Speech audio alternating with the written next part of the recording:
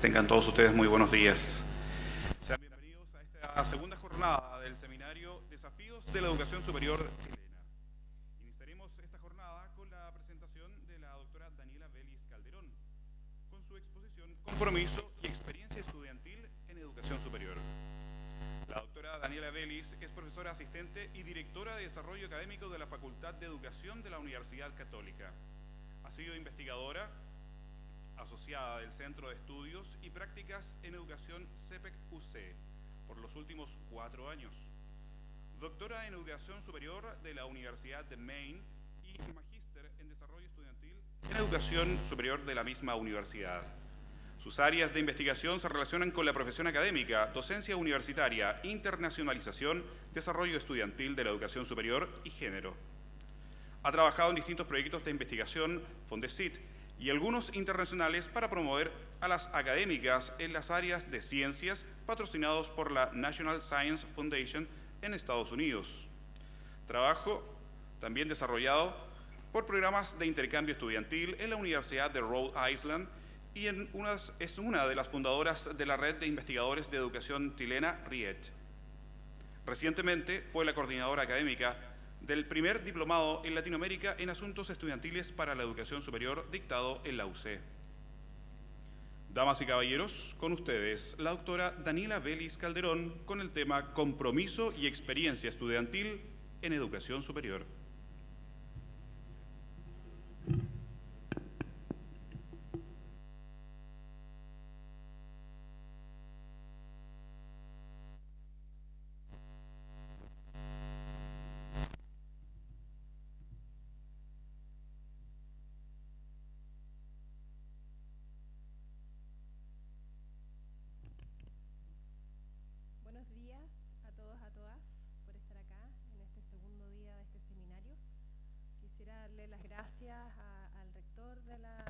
Universidad de Tarapacá por la invitación a venir a dar esta charla hoy día acá con ustedes. Para mí es un honor estar acá en la Universidad de Tarapacá.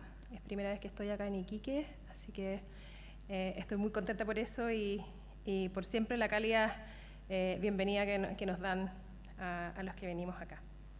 Bueno, hoy día la presentación que yo les voy a hacer o lo que voy a conversar con ustedes tiene que ver con el compromiso y la experiencia estudiantil en la educación superior. Creo que lo que hemos venido conversando en este seminario tiene que ver mucho con nuestras instituciones de educación superior, centrados tanto en la parte estratégica como en la parte de planificación y contextos internacionales. Y yo hoy día le voy a dar una bajada un poco más a la parte de los estudiantes, ¿ya?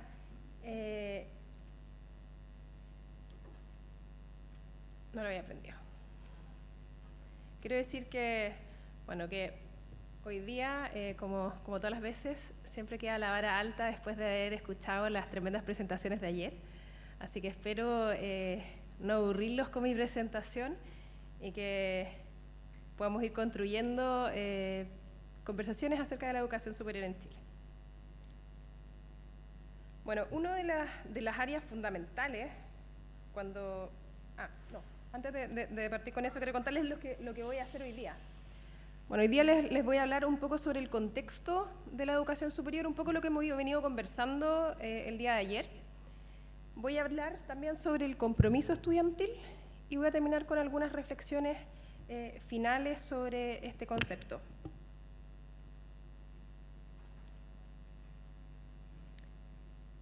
Bueno, siempre que hablamos de educación superior muchas veces nos centramos en distintos puntos que tienen que ver con distintos ámbitos de la educación superior, ya sea recursos, gratuidad, pero sin duda lo que nos convoca y lo que hace que todos nosotros estemos hoy en día en esta sala conversando sobre temas de educación superior tiene que ver con quiénes son los pilares fundamentales de nuestras instituciones de educación superior. Y cuando pensamos en eso, tenemos que volver siempre a la pregunta de quiénes son ellos. Y ellos, aun cuando quizás los podemos ver de distintas esferas, ya sea desde el punto académico, desde la parte más profesional o de la parte de gestión, el pilar fundamental que nos une a todos nosotros hoy día son los estudiantes.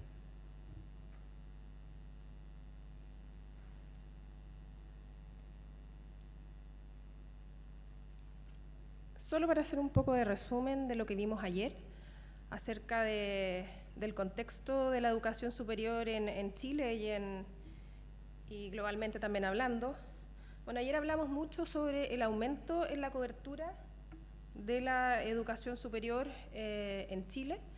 Ahí vimos algunas cifras que nos mostró el profesor Brunner, el profesor Alejandro, sobre la cantidad de matrícula que tenemos en educación superior en Chile. ¿Ya? Estos datos que yo les muestro acá sobre la matrícula de la educación superior a nivel global son de 2015. El 2015 la UNESCO estimaba que teníamos 197 millones de alumnos en instituciones de educación superior a nivel global y estimaban que para el 2025 íbamos a tener, al 2025 íbamos a tener 262 millones de alumnos. Bueno, nosotros nuestra matrícula de educación superior en Chile es alrededor de 1.247.000 alumnos, ¿ya? Que incluyen estudiantes de universidades, centros de formación técnica y de institutos profesionales. ¿Ya? Otro punto importante que vinimos hablando ayer, y que tampoco lo voy a repetir mucho, pero creo que es importante porque también influye de alguna u otra forma en la experiencia que tienen nuestros estudiantes, es el posicionamiento de las universidades en Chile en términos de los rankings. Y no hablo de los rankings nacionales porque esos rankings han venido estando ya desde hace un tiempo en nuestro país, pero nosotros hoy en día tenemos universidades en Chile que están ya posicionadas en rankings internacionales. Y como bien uno lo lee en la literatura, los rankings ya llegaron, se instalaron y lo más probable es que no se vayan.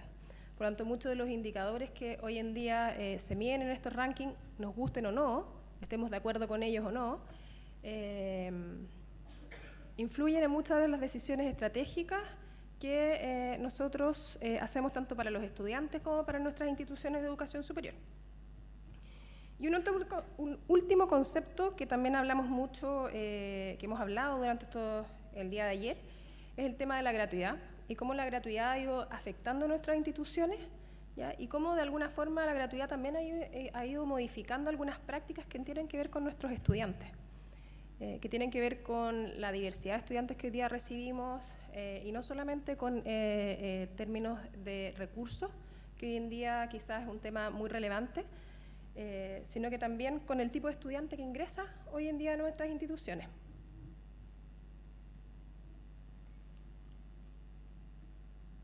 Bueno, tomando un poco la información que tenemos internacionalmente, donde se han ido sistematizando más datos que quizás que los que tenemos nosotros en Chile, tomé esta encuesta, ¿ya? Que es una encuesta que se hace en Estados Unidos desde hace varios años, que habla sobre los desafíos que tienen las direcciones de asuntos estudiantiles, que son básicamente las direcciones que tienen que velar por el desarrollo estudiantil en conjunto con las otras instancias de la universidad, ¿ya? Pero que NASPA, que es la asociación más grande de asuntos estudiantiles a nivel internacional y que Chile hoy en día sí ya está incluido. De hecho hay un área que es NASPA Latinoamérica y donde nosotros acá en Chile ya estamos participando. Ellos hacen esta encuesta que se la aplican a distintas personas, altas direcciones de personas que trabajan en asuntos estudiantiles, para levantar información acerca de distintas áreas sobre los estudiantes, sobre las partes administrativas, de gestión. Y en esta ocasión, que esta es la última que está disponible y que ustedes pueden ingresar y la pueden revisar, digamos, en forma abierta, fue el 2014, los datos que les voy a mostrar son del 2014, pero no han variado mucho, la verdad. Y se hizo esta encuesta a 860 instituciones en Estados Unidos, ¿ya? Y donde lo que yo me voy a centrar en mostrarles, porque creo que es bastante relevante y creo que hay muchas similitudes con temas que nos convocan a nosotros en Chile, tiene que ver con los problemas más sensibles que tenemos hoy en día con respecto a nuestros estudiantes.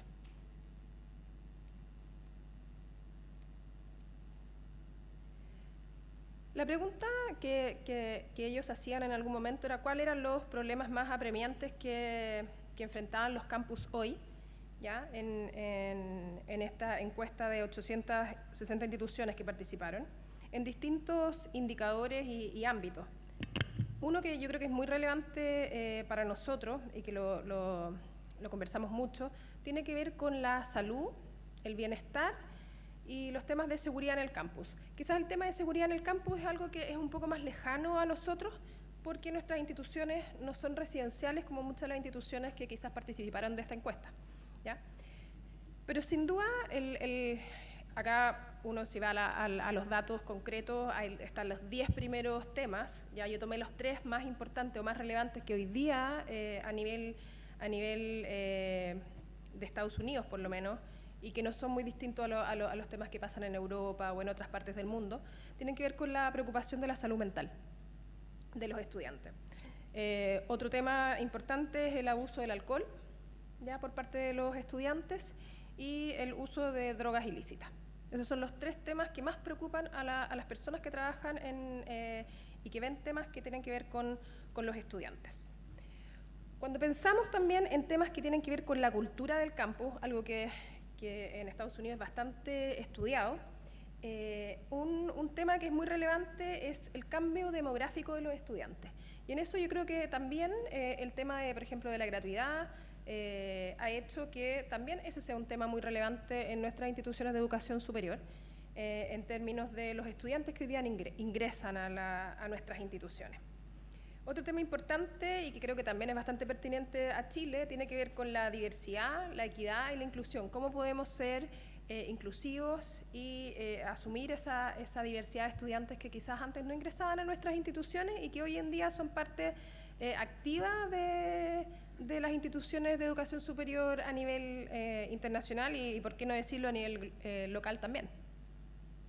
Y la seguridad en campus, como les decía anteriormente, quizás es algo que nosotros no tenemos todavía tan como uno de los temas más centrales, yo creo que por razones que quizás somos bastante distintos a Estados Unidos en ese aspecto, pero también porque nuestros estudiantes, la mayoría, no viven en los campus.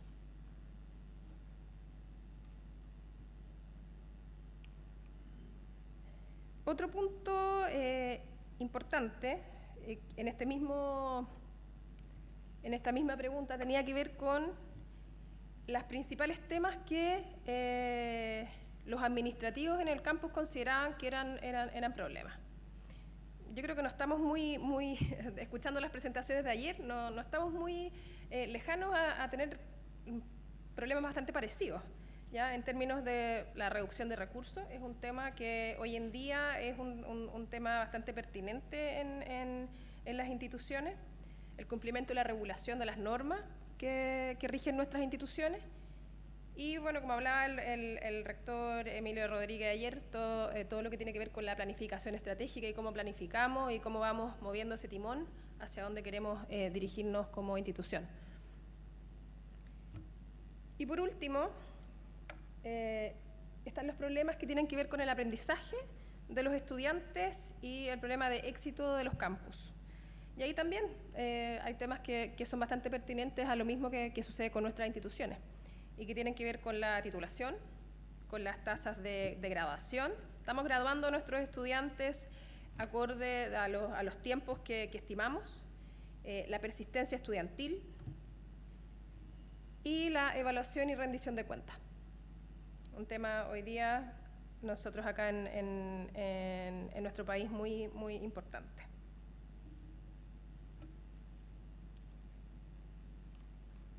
Ayer hablábamos sobre, el profesor Alejandro hablaba sobre el deber que tenemos nosotros en las instituciones. Bueno, desde la UNESCO, ya se ha venido hablando sobre este concepto de que las universidades tienen un deber de integrar a todos los estudiantes que ingresan a sus instituciones de educación superior. ¿Ya? No es que uno lo haga por buena voluntad, sino que es un deber que nosotros tenemos como instituciones, el poder integrar a estudiantes que ingresan a nuestras instituciones. Si es que nosotros damos acceso, tenemos que ser capaces de proveer todas las herramientas para que haya un éxito o un buen pasar por la educación superior. Pero para hacer eso, creo que es muy importante algo que a veces no nos centramos, que es conocer a los jóvenes que hoy están en nuestras instituciones. Bueno, nosotros, los americanos, y acá yo me centro harto en lo que han hecho ellos porque han sistematizado muchas de las cosas que quizás nosotros no lo tenemos tan sistematizado, pero sin duda nosotros hablamos de los mismos conceptos, hablamos de los millennials y hablamos de quiénes son los estudiantes que hoy ingresan. Bueno, acá están las 4 últimas generaciones de estudiantes que han ingresado a nuestras instituciones de educación superior. Estoy hablando más que nada al estudiante tradicional, ¿ya? Porque obviamente tenemos tipos de instituciones que acogen otras poblaciones de alumnos, pero si pensamos en las poblaciones más tradicionales, teníamos los baby boomers, ¿ya? Que eran básicamente personas que no habían estado familiarizados con la tecnología, ¿ya? Después teníamos los primeros inmigrantes digitales, que eran la generación X. Yo estoy en esa generación, donde no nací quizás con toda la tecnología, pero sin duda tuve que integrarla mientras cursaba la universidad. Y después tenemos la generación Y, que es los millennials, que siempre hablamos de los millennials, y donde Mark Prensky habla de estas últimas 2 generaciones de estudiantes que tenemos en las instituciones de educación superior, que son los nativos digitales. Son aquellas personas que nacieron con la tecnología como algo que era lo normal, era lo que era parte de sus vidas. ¿Ya? Primero partimos con los millennials, que hoy en día los millennials están saliendo de nuestras instituciones. Ya no son los que están en nuestras instituciones netamente tal, si es que pensamos en el 18 a 24 años de edad como estudiantes tradicionales.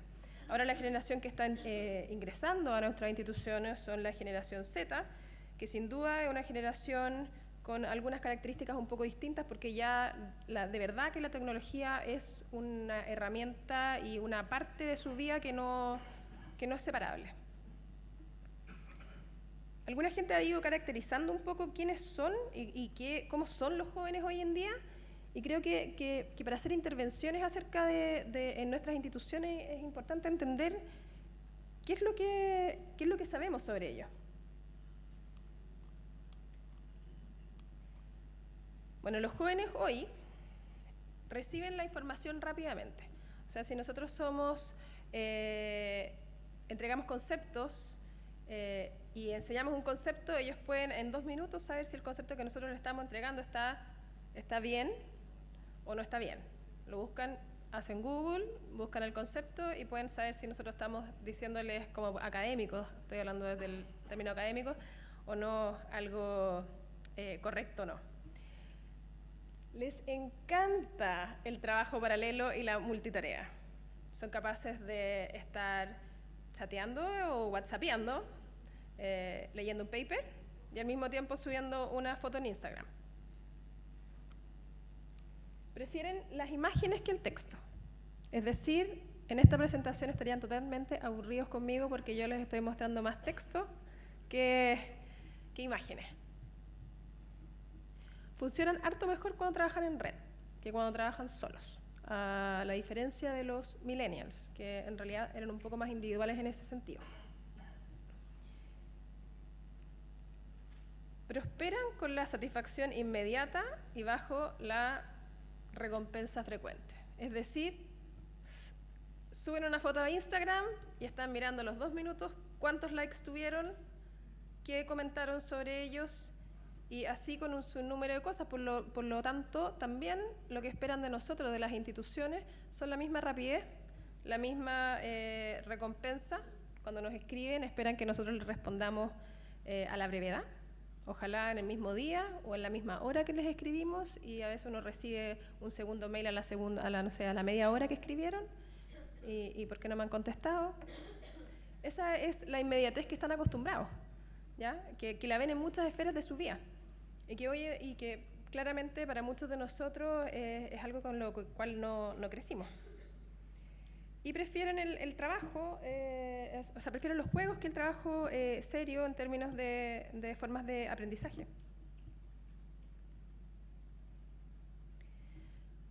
Cuando pensamos en los jóvenes de hoy y pensamos en los desafíos que hablábamos anteriormente, una de los conceptos que hemos venido hablando bastante tiene que ver con cómo retenemos a nuestros estudiantes que ingresan a nuestras instituciones. Desde el año 75 es que ya se está teorizando, ¿ya? Cómo podemos retener a nuestros estudiantes, y ya Tinto desde esa época hablaba que la experiencia de los estudiantes no es solamente la experiencia académica, ¿ya?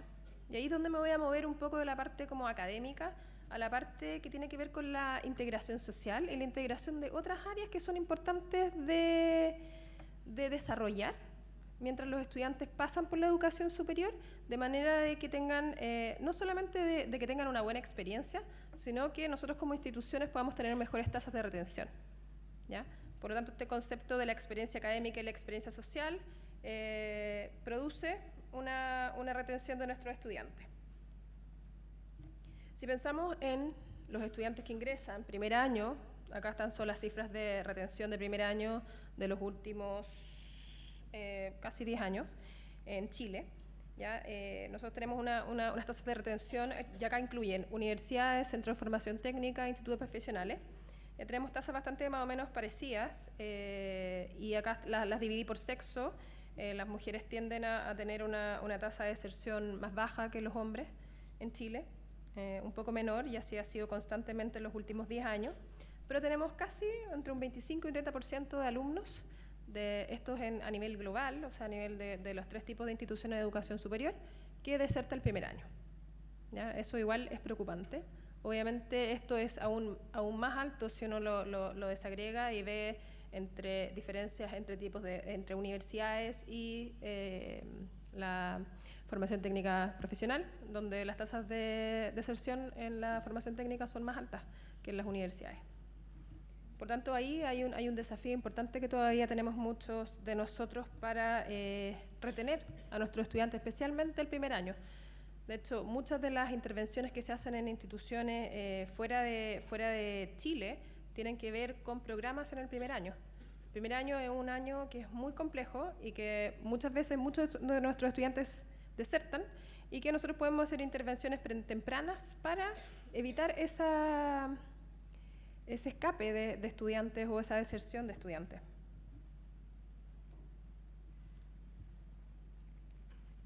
Quise ponerles esto porque muchas veces cuando pensamos de cómo mejoramos el aprendizaje y el desarrollo de los estudiantes, pensamos en necesitamos mejores profesores, necesitamos mejor docencia. Sin duda necesitamos eso. Yo creo que eso ni uno de nosotros podría decir que no. Pero, y esto es algo que yo creo que es muy relevante, es que nosotros tenemos que, como instituciones, proveer de las condiciones que motiven e inspiren a nuestros estudiantes a dedicarle tiempo, ¿ya? Y energía a actividades que tengan propósitos educativos, que nosotros mismos realicemos, ¿ya? Tanto dentro de la sala de clase como fuera de ella. Es tan importante, esto ya está, bueno, yo se los voy a contar un poquito más adelante, pero ya está muy estudiado que las actividades que los alumnos realizan dentro y fuera de la clase aumentan el sentido de pertenencia y tienen una serie de beneficios que hace que nuestros estudiantes tengan más probabilidades de mantenerse en la educación superior. Y no solo mantenerse, sino que tener una mejor experiencia. Y acá viene como la parte un poco más menos auspiciosa, ¿ya? A nivel global, todavía nosotros prometemos muchas cosas a nuestros estudiantes. Les prometemos cómo va a ser su experiencia. Les prometemos qué es lo que van a recibir de nosotros. Y todavía empíricamente no sabemos exactamente si todo lo que nosotros le hemos prometido a nuestros estudiantes se está cumpliendo cuando ellos terminan su paso por la educación superior. Y eso es realmente problemático en términos de que quizás estamos prometiendo algo que no estamos entregando. Y esto no es en Chile, acá estoy hablando esto es a nivel internacional. Y esto es problemático por varias razones. Tiene un costo de oportunidad muy alto, el no saber cómo, por qué y qué es lo que aprenden nuestros estudiantes cuando están en nuestras instituciones, ¿ya? Esto tiene un costo a nivel de sociedad, tiene un costo económico, obviamente, pero tiene un costo también para los estudiantes. No saber si lo que nosotros les estamos prometiendo de lo que van a recibir en la educación superior es realmente lo que se están llevando. Y es ahí donde podemos ocupar evidencia para ir avanzando en ese tema, ¿ya? Y es por eso que los últimos años, o sea, ya hace bastantes años en otras partes del mundo, pero que se están ocupando mucho el levantamiento de datos desde los estudiantes para tomar decisiones en nuestras instituciones, ¿ya?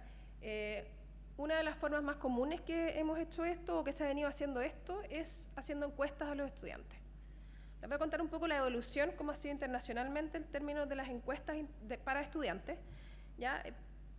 Partieron las encuestas con encuestas que hacían caracterización de los estudiantes, o sea, quiénes son los estudiantes que recibimos, cuántos estudiantes recibimos, datos bastante como descriptivos en términos de los estudiantes en las distintas instituciones. Pero esto fue evolucionando y fue cambiando hacia empezar a comprender si las clases que estábamos haciendo eran efectivas, ¿ya? Por lo tanto, ahí aparecieron todo lo que eran las evaluaciones docentes, que muchas de nuestras instituciones las tenemos, y también en las encuestas que tenían que ver para saber cómo aprendían los estudiantes, de manera que pudiéramos hacer intervenciones dentro de las salas de clase para los distintos tipos de aprendizaje de los estudiantes en la educación superior. De ahí nos movimos a otro tipo de encuestas, ¿ya? A las encuestas que tenían que ver con la satisfacción. ¿Qué tan satisfechos estaban nuestros estudiantes con las instituciones en las cuales ellos estaban insertos? Y esto no solamente tenía un componente de nosotros saber si nuestros estudiantes están contentos con o satisfechos con nuestra institución, sino que también con temas de acreditación. Muchas agencias acreditadoras pedían saber cuál es la satisfacción que tienen los estudiantes con sus instituciones. Pero acá hubo muchas críticas cuando en esta etapa de las encuestas de satisfacción, porque se veía, y también acá los estudiantes analizaban los servicios que se le entregaban en las instituciones, ¿ya? Pero acá una de las críticas que se hizo fue que los estudiantes eran entes pasivos en estos tipos de encuestas, porque ellos evaluaban, pero no tenían ni una incidencia en cambiar alguna de los tipos de experiencias que se le estaban entregando. Y ahí aparece este concepto de student engagement, que muchos de ustedes quizás que traducido es el compromiso estudiantil, así le llaman en español, y que son estas encuestas que tienen que ver con no solamente medir lo que los estudiantes nos dicen, sino que también cómo las instituciones se están haciendo cargo de generar estas instancias para que esto ocurra, ¿ya? Y acá yo les puse ahí varias de las encuestas que existen a nivel internacional, ya que tienen que ver con compromiso y con experiencia estudiantil. Está NESI, la National Student Survey, CERU, NSI. Algunas son encuestas que están hechas, por ejemplo, solamente para universidades de investigación en Estados Unidos. Otras están hechas a nivel internacional, nacional, como por ejemplo la encuesta de estudiantes en el Reino Unido. Hay encuestas que tienen que ver con temas de aprendizaje en Australia, y así hay un sinfín de encuestas. Nosotros estamos, de hecho, trabajando desde el Núcleo Milenio. Yo pertenezco al Núcleo Milenio en Educación Superior, que estamos viendo la experiencia de los estudiantes en la educación superior. Yo soy una investigadora joven. Así es el título de mi cargo. Si ustedes van ahí a la página del Núcleo Milenio de Educación Superior, yo estoy en ese rol, que me encanta porque soy investigadora joven. Entonces, y bueno, nosotros dentro del Núcleo Milenio, una de las líneas de investigación que estamos viendo tiene que ver con la experiencia estudiantil. De hecho, la Universidad de Tarapacá está participando de la construcción de este instrumento, que vamos a bajar mucha de la información que tenemos sobre las distintas ya encuestas que existen en el mundo, ya sobre la experiencia y el compromiso estudiantil, a nivel local, ¿ya? Así que ahí ya se están haciendo algunas cosas que nos van a ir informando a nosotros y a las distintas instituciones. Nosotros lo estamos haciendo para los 3 tipos de instituciones, universidades, centros de formación técnica y institutos profesionales, para poder desarrollar una encuesta en conjunto que nos pueda servir para la toma de decisiones, básicamente. Y ahora, todos los que han visto mis presentaciones antes, hay algo que me encanta hacer. Así que ahora le voy a pedir ayuda Lo que voy a necesitar de ustedes es los que tengan dispositivos móviles. Si pueden ir a la página menti.com. ¿Ya? Ustedes ingresan a menti.com y luego de eso ustedes ingresan el código que sale ahí, que es el 958046.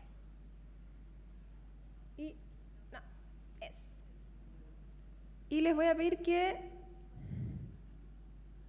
ustedes escriban cómo definirían el concepto de compromiso de los estudiantes de la educación superior. ¿Qué es lo que entienden ustedes por ese concepto?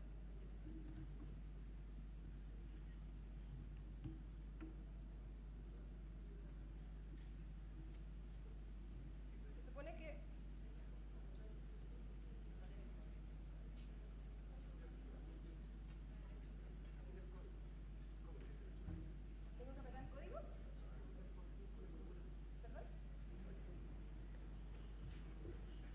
¿lo digo? ¿Repito el código? Ya, 958046. Gracias. Entonces, ¿qué es lo que va a aparecer acá? Acá nos va a aparecer, voy a tratar de poner por acá para poder leer. Van a aparecer lo que ustedes entienden por el concepto de compromiso de los estudiantes. Acá me están diciendo que es una oportunidad para la movilidad social, es el interés por el aprendizaje, es esfuerzo, implicación, implicarse en el proceso, estudio intenso y sistemático, trabajo colaborativo, involucramiento con la tarea, orientación hacia el logro, tener el convencimiento en acto por la importancia de formarse y estudiar. Es la disposición del estudiante a aprender constantemente, dedicar tiempo y energía en actividades que contribuyen a lograr sus metas. Si pueden bajar un poquito. Gracias. ¿Hay una flechita abajo? Eso. No, acá. Ahí. Esa flechita nos va mostrando más abajo, porque varios de ustedes ya han venido contestando. Asistencia y participación en clase, interés por el aprendizaje, pacto contraído, mirada del mercado de la profesión, es la relación que establece el estudiante con la institución, que puede ser fuerte o más débil, dependiendo de múltiples factores. ¿Papers? Orientación al logro, en fin. Acá hay muchas respuestas que ustedes nos han dado acerca de lo que entienden por el compromiso estudiantil y algunas de las implicancias que tiene el compromiso estudiantil en los estudiantes. Ser mejor y servir a otros, y dedicación a la actividad y tiempo y capacidades. Ahora acá hay uno más largo. En algunos aspectos el compromiso es tener buenas notas, asistencia y poder satisfacer a su grupo familiar, ya que algunos estudiantes vienen de un porcentaje de estratificación social baja. Bueno, estas son las respuestas que ustedes dieron sobre el compromiso estudiantil, que es un concepto bastante nuevo para muchos de ustedes. Ahora vamos a volver de nuevo a la presentación, por favor. Muchas gracias a todos los que participaron, que fueron hartos. Bueno, acá les voy a dar la definición que hizo Q, ¿ya? George Q, que viene con esta definición desde el año 2001, acerca de qué es lo que es el compromiso estudiantil o qué es lo que es esto de lo que nosotros hablamos sobre student engagement. Según Q, y como se ha venido entendiendo el compromiso estudiantil, es el tiempo y esfuerzo que los estudiantes dedican a las actividades que están vinculadas a los resultados que nosotros queremos en las instituciones, pero no solamente lo que los estudiantes, el esfuerzo que los estudiantes ponen, sino que acá también es qué es lo que hacen las instituciones para inducir que los estudiantes participen de esas actividades. O sea, es por un lado el estudiante el que realiza el esfuerzo, pero también es la institución la que provee esa oportunidad. Y también empuja un poco a los estudiantes para lograrlo. El compromiso estudiantil, entonces, podríamos entenderlo como un conjunto de acciones que nosotros hacemos dentro de nuestras instituciones, que tienen que ver con actividades dentro y fuera del aula, ¿ya? Que lo que logran, si están bien realizadas, es que podamos tener un éxito académico, o sea, un mejor éxito académico para nuestros estudiantes. Por lo tanto, desde el punto de vista de las instituciones, nosotros quisiéramos tener compromiso estudiantil dentro de nuestras instituciones.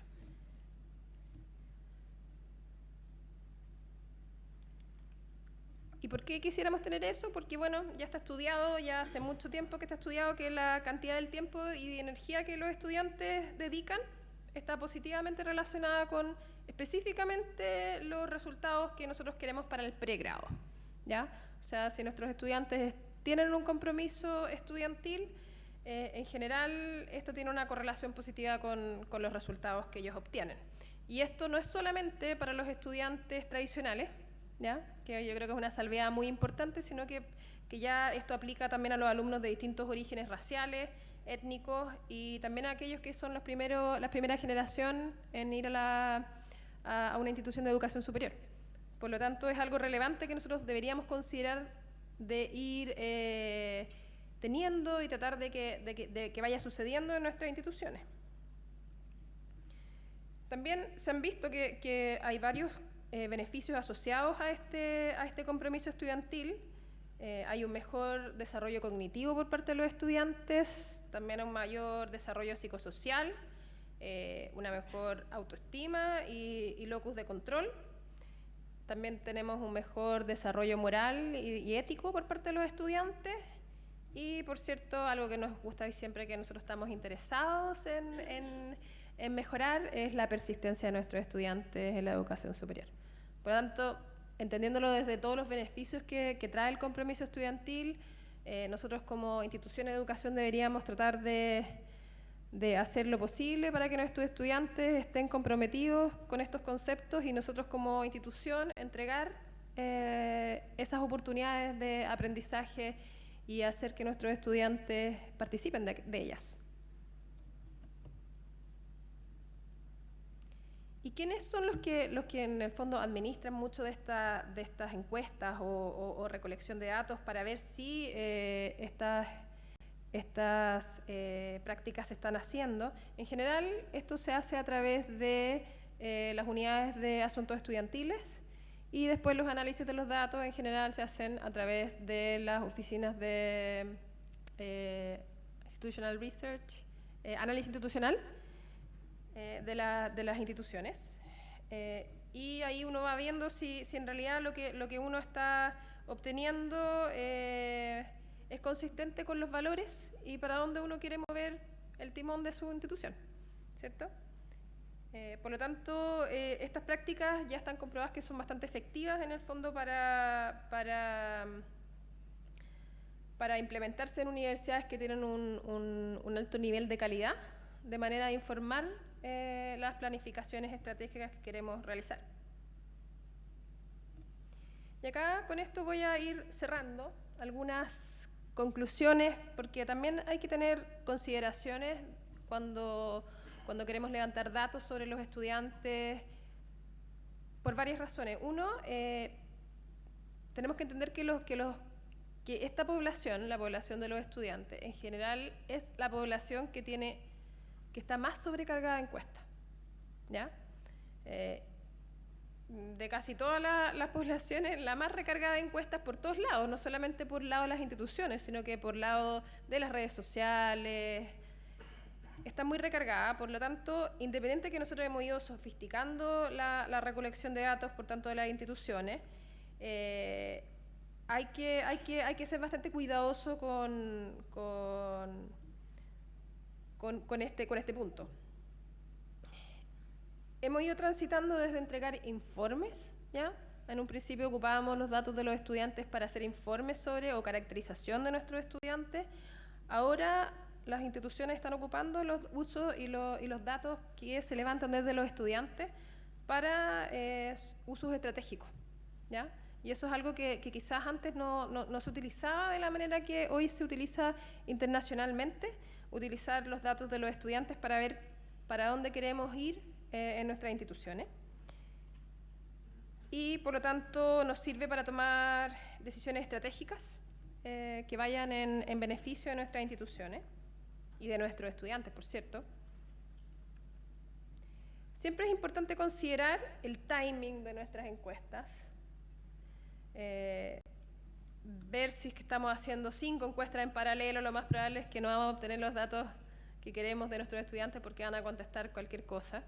Estas encuestas que yo les contaba anteriormente son encuestas bastante largas en general, tienen muchos ítems, por lo tanto necesitamos a estudiantes que estén comprometidos en hacerlas, si no los datos que obtenemos quizás no son datos que sean reales. ¿Para qué nos sirven estas encuestas? Bueno, nos sirven para tomar, lo he dicho todo el rato, tomar decisiones estratégicas, pero también nos sirven para compararnos. Y acá hay que tener bastante cautela porque uno no se puede comparar con instituciones que son muy distintas a las de uno, ¿ya? Y uno a veces cuando tiende a hacer eso comete errores porque hace intervenciones que no están acorde al contexto que uno tiene. Por lo tanto, una de algo que hay que considerar mucho es que cuando uno se compara con una institución, tratar de compararse con instituciones que sean parecidas y entre más, por ejemplo, compararse entre programas es más fácil que compararse entre instituciones, ¿ya? Una comparación entre un programa, entre una universidad y otra es más fácil que si nos queremos comparar entre dos instituciones por la complejidad que tienen las instituciones de educación superior. Bueno, ya como les mencionaba anteriormente, utilizamos esta evidencia para hacer intervenciones en la docencia, para hacer intervenciones que mejoren el aprendizaje y el desarrollo de nuestros estudiantes. Y bueno, toda esta evidencia que nosotros recolectamos de parte de nuestros estudiantes pueden informar a nuestros estudiantes, a los hacedores de políticas, a todas las partes interesadas, todos los que les llamamos los stakeholders. Pero yo creo que lo más importante y lo que nunca se nos tiene que olvidar es que esta evidencia es para informar a nuestros estudiantes y por sobre todo muchas veces a sus familias, ¿ya? Por lo tanto, siempre tenemos que tener en consideración para qué y quién van a utilizar los datos que nosotros estamos levantando para la toma de decisiones. Muchas gracias por todo su tiempo.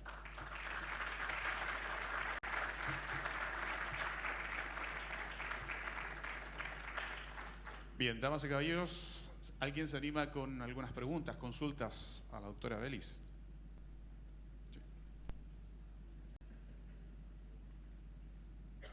Hola, muchas gracias, Daniela.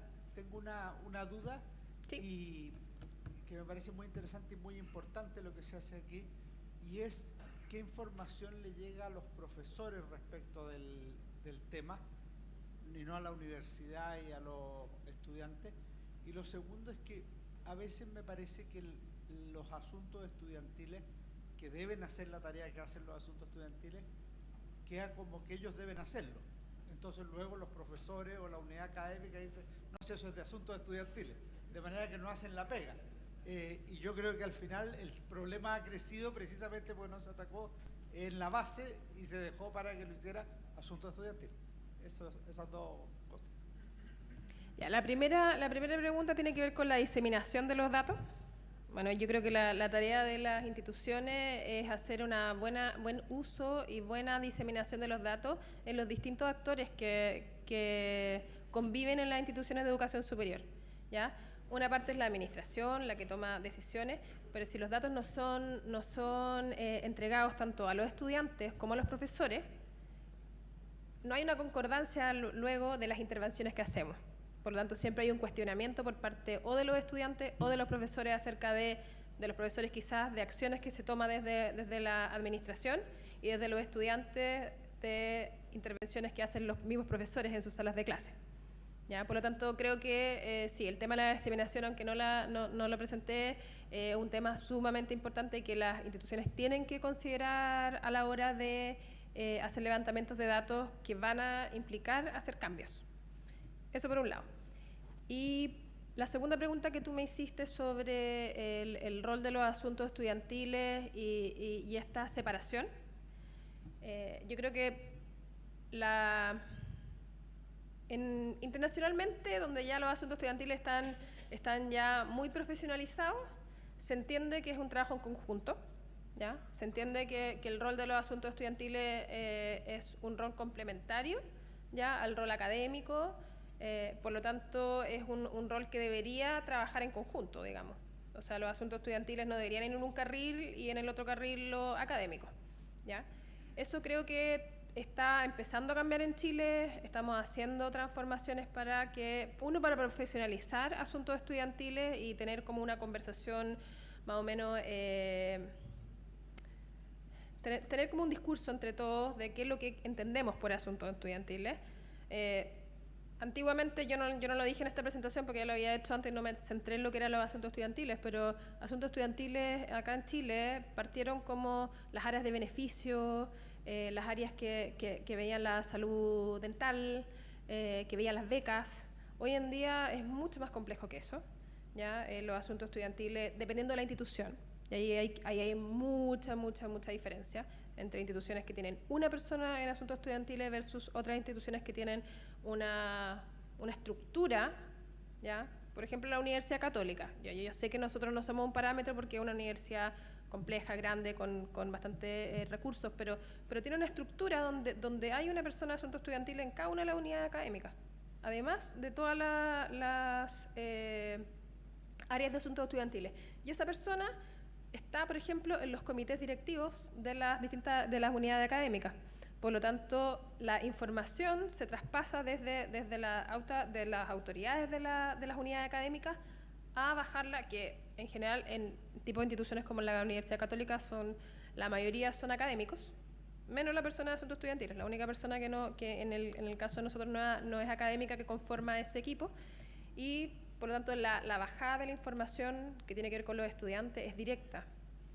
Y el trabajo también es directo de cómo lo entendemos, ¿ya? Que es un trabajo en conjunto y que si no trabajamos en conjunto con asuntos estudiantiles, tanto los académicos como los profesionales, es poco lo que uno u otro puede hacer o el impacto que puede tener.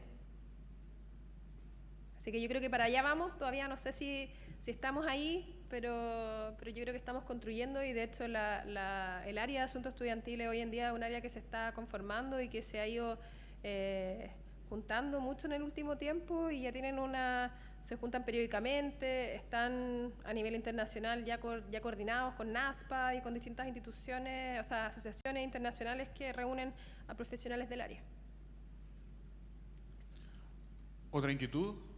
¿Alguna experiencia? Sí, vamos de inmediato. Hola Daniela, gracias por la presentación. Mi nombre es Jimena Badilla, del Departamento de Ingeniería y Tecnología de la UTA. Y mi consulta es la siguiente. Mira, desde el tipo de estudiante que hoy día tenemos, ¿no es cierto?, se estudia bastante el rol del académico, del docente específicamente, en este caso el rol de asuntos estudiantiles, pero no sé si dentro de tus estudios o intervenciones exitosas que han tenido se ha estudiado también el rol del estudiante en esto, ¿ya? Porque si bien tus estudios presentaste, ¿no es cierto?, que tienen más bien una actitud pasiva, necesitamos que esta actitud cambie, que sea una actitud activa, ¿no es cierto? Muchos modelos educativos ya son centrados en el estudiante. Entonces, si hay experiencia exitosa de cómo poder lograr o que el estudiante entienda también cuál es su rol en todo esto, y no sé cómo podemos generar esa sinergia para que no actuemos estos entes, ¿no es cierto?, el profesor o el docente por un lado, la institución o el asunto estudiantil por otro lado. Entonces, no sé si tienes algunas experiencias que pudieras transmitir, que se pudieran tratar de implementar. Bueno, yo creo que en mi experiencia con cómo motivar a los estudiantes a participar y a sentirse entes activos de su aprendizaje y no como un ente pasivo donde yo recibo solamente, por ejemplo, algún servicio que me están dando. Yo creo que las experiencias exitosas que se ven a nivel internacional, muchas de las cosas que mostré acá no son netamente de estudios míos, sino que son estudios que se han hecho en otras partes, pero que tiene que ver, por ejemplo, con los pares. Como los pares son una forma de hacer que los estudiantes se conecten de una forma no tan lejana con actividades. Entonces, muchas instituciones lo que hacen es, en estos tipos de programas no ponen a profesionales, sino que capacitan a pares, que son los que finalmente desarrollan las actividades que la institución quiere hacer, ¿ya? Entonces, utilizan, por ejemplo, a líderes o a mentores, pares, para hacer ciertas intervenciones y de manera que los estudiantes tengan ganas de participar. Uno, porque hablan su mismo lenguaje, porque son más contemporáneos a ellos, porque entienden las necesidades que hay muchas veces generacionales, que hoy en día quizás muchos de nosotros no las comprendemos. Un estudiante de la misma edad de otro quizás es mucho más cercano, y en eso, por ejemplo, el aprendizaje entre pares ya está sumamente probado que es una forma tanto fuera como dentro del aula efectiva para hacer intervenciones. Entonces yo diría que no solamente lo ocupamos en la docencia, ¿ya? Para, por ejemplo, enseñar o compatibilizar la docencia con el aprendizaje entre pares, sino que también con ejercicios que podemos hacer fuera y programas e intervenciones que podemos hacer fuera. Yo creo que ahí es algo que nosotros podemos utilizar, que no implican recursos, porque son recursos que ya tenemos instalados, entonces tampoco implica el traer a alguien que haga, sino que ocupar a los mismos alumnos que uno puede identificar que son quizás más líderes o que tienen algunas facilidades más de poder atraer a otros compañeros y hacer intervenciones con ellos. Eso. Nena. Siguiente consulta, aquí en la primera fila. También. Hola. Bueno, mi nombre es Pablo. Bueno, tú has comenzado la presentación agradeciendo la invitación. Yo creo que deberíamos agradecerte también que hayas aceptado venir. Siempre me gusta venir, me encanta. Dos comentarios. En la presentación, digamos, se alude a la cultura, digamos, norteamericana, ¿no? Es cierto que nosotros somos, como dicen los prisioneros, un pueblo al sur de Estados Unidos, digamos, pero podríamos tener una dimensión cultural distinta. A veces los norteamericanos, bueno, tengan una cultura más individualista, donde la recompensa sea hacia la persona, y a lo mejor nosotros tenemos una cultura que es distinta, que es hacia el grupo, digamos, ¿no? Hay dimensiones como distancias al poder, no sé, yo creo que el tema cultural puede ser un elemento súper importante a la hora de definir alguna estrategia que genere un compromiso estudiantil más fuerte. Yo creo que, estoy convencido que tú tienes un popurrí de otras dimensiones que me podrías indicar en donde se podría, digamos, dar un tratamiento más efectivo para generar aumentar el compromiso estudiantil, la motivación en el fondo. Y lo otro que quería comentarte era que yo me acuerdo de aquellos años donde estudiaba en la universidad también, que yo pertenezco al segundo cuadrado, que ya me olvidé ya Eran los baby boomers y después estaban la generación X. Baby boomers no, eso ya, no, la generación X. Eso no. X. La X, bueno, como buen ingeniero la X, pues, la X, yo la X para todos lados, la X. Pero en la colita la X en todo caso, ¿eh? Estoy ¿Cómo? casi pasando al otro grupo, la colita. Yo también. Yo creo que hay factores motivacionales que esta es como la teoría de higiene, ¿no? Que cuando no están generan mucha desmotivación, pero que cuando están no motivan al estudiante. Creo, y a lo mejor esto es una hipótesis que me baso, digamos, en esta teoría en particular, porque entiendo que hay muchísimas. Por ejemplo, cuando Yo siento a veces que cuando los alumnos tienen,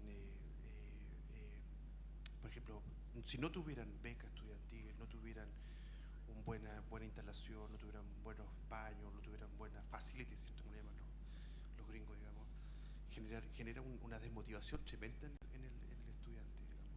Pero si una vez tú los cubres eso, ¿qué grado de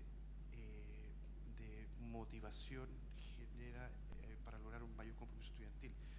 Yo creo, me la jugaría en decir que para generar mayor compromiso estudiantil debieran ser otros los elementos. ¿Me entiendes? O sea, ¿qué elementos crees tú que debieran ser más clave en esto? Y si nosotros a lo mejor seguimos ahondando y decimos, mira, a los estudiantes está bien, hay que tener un piso de aquí para arriba, digamos, ¿no? ¿Qué elementos podría la universidad o nosotros como académicos intervenir? Porque también debe haber otros elementos que son más personales, más intrínsecos a cada uno de los estudiantes, como la familia, el background, digamos, los antecedentes que tengan ellos en la casa, digamos, que el profesor no puede afectar, digamos, hasta qué punto uno puede trabajar más el compromiso estudiantil. Ya, la primera pregunta que, si entendí bien, tenía que ver con el hecho de que algunas de las cosas que mostré tenían algunas...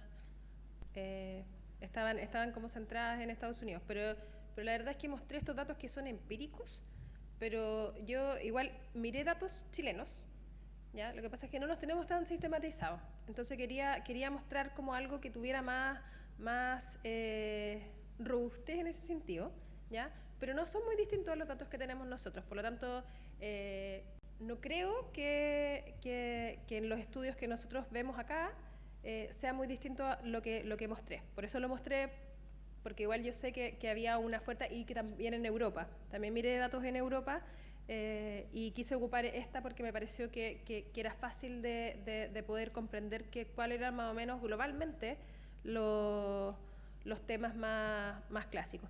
En términos de los tipos de estudiantes, así como lo tienen la caracterización en Estados Unidos, esa figura que mostré sobre los 4 tipos de...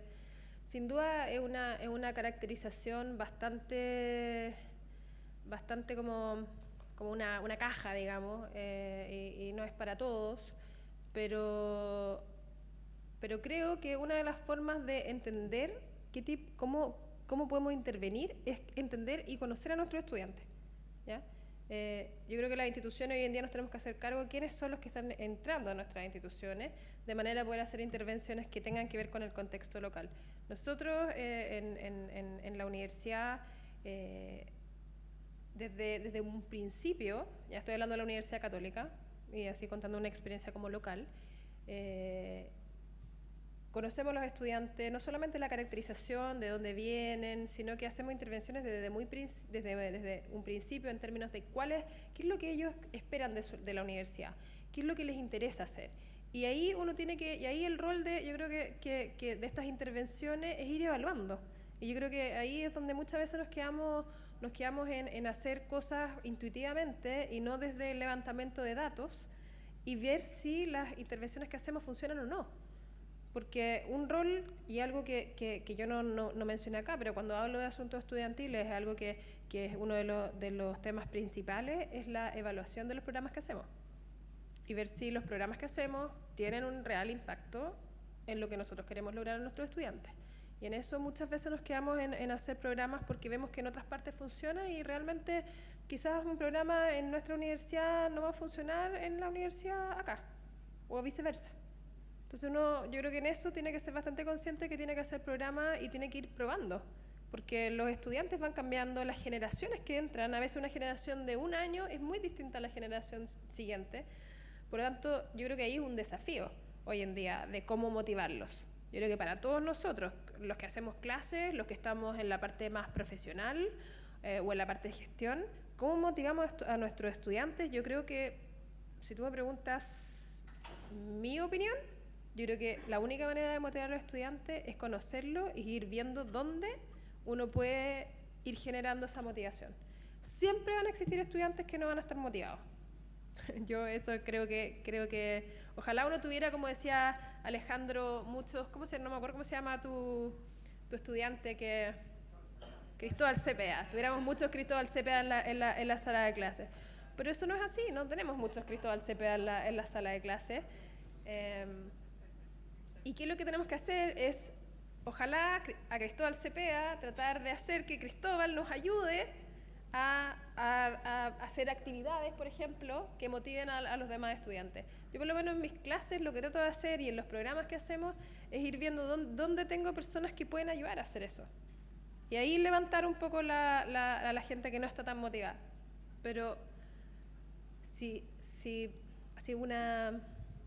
algo más específico que eso, quizás no te puedo dar la receta, me encantaría, pero si la tuviera creo que quizás estaría, no sé.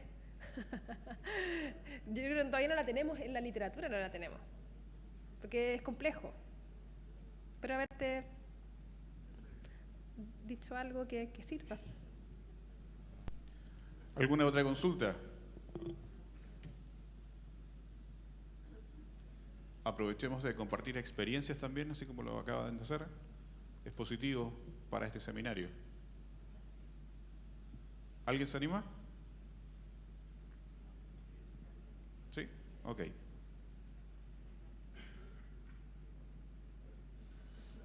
Buenos días, buenas tardes, no sé si ahora. Gracias por la presentación.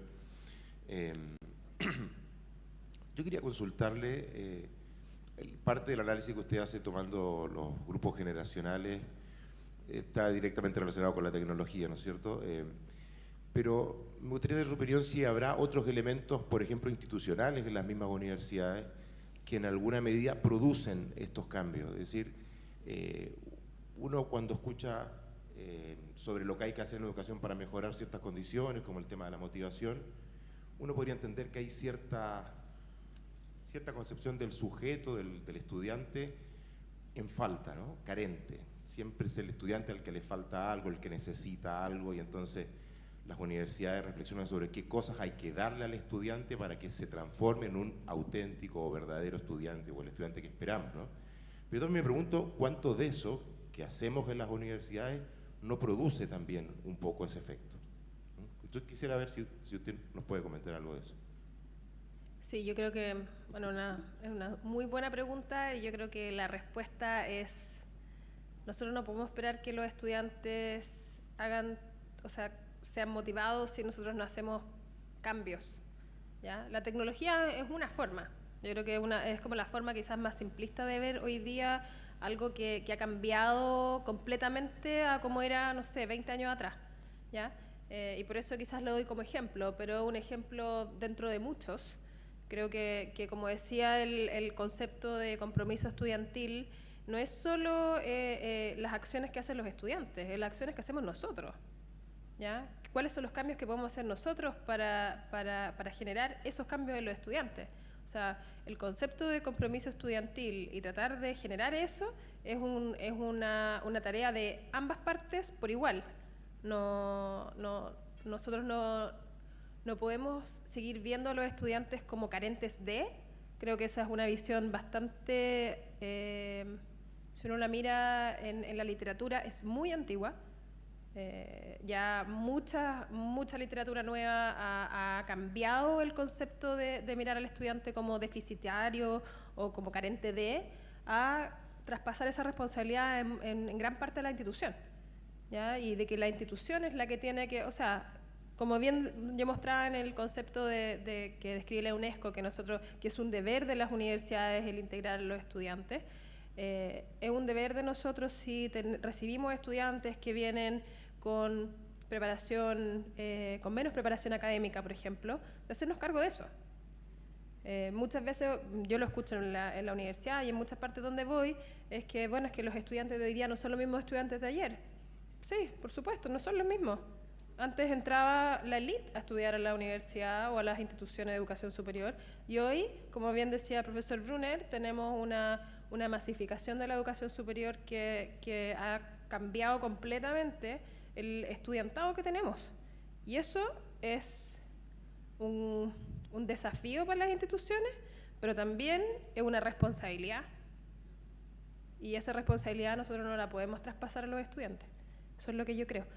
Por lo tanto, sí hay distintas intervenciones, desde la parte académica, desde la parte de las actividades co-curriculares, y desde la administración generar esas oportunidades. No existe una, yo creo que es un conjunto. Las instituciones son muy complejas y lo que necesita un estudiante para tener una buena experiencia, como bien decía, que todavía no sabemos bien si esa experiencia, cómo es, ¿ya? Creo que necesita de muchos actores. Y en eso el compromiso que tengamos nosotros para hacer esos cambios es fundamental.